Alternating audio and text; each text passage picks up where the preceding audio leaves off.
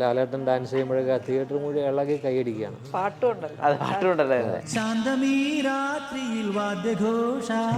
Barnea സ്റ്റുഡിയോയിൽ recording നടക്കുന്ന സമയത്ത് ഗിരീഷിനോട് പറഞ്ഞു ഒരു വരി എഴുതിയിട്ട് വരാൻ പറഞ്ഞു. ബർണി സ്റ്റുഡിയോയുടെ അപ്പുറത്തുള്ള ഗാർഡനിൽ പോയിട്ട് തിരിച്ചു വന്നപ്പോഴാണ് സംശയത്തോടെ ചോദിച്ചു, ശാന്തമീ രാത്രിയിൽ വാദ്യഘോഷാദികൾ കൊണ്ടുപോവാ എങ്ങനെ ഉണ്ട് എന്ന് ചോദിച്ചു.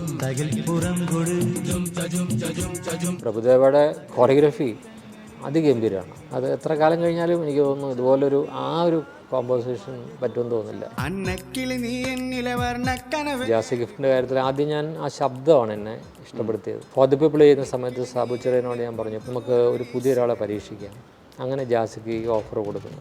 പെരിങ്കളിയാട്ടം കളിയാട്ടം പോലെ പൂർണ്ണമായും ഒരു അക്കാഡമിക് ഓറിയൻറ്റഡ് അല്ല, കുറച്ചൊരു ആക്ഷൻ കൂടെ അതിനകത്ത് വരുന്നുണ്ട്. കുറസോവ ചെയ്ത 7 സാമുറയുടെ 75ാം വാർഷികമാണ്. അപ്പോൾ അതിൽ അദ്ദേഹത്തിനോടുള്ള ഒരു ട്രിബ്യൂട്ടാണ് ഈ സിനിമ.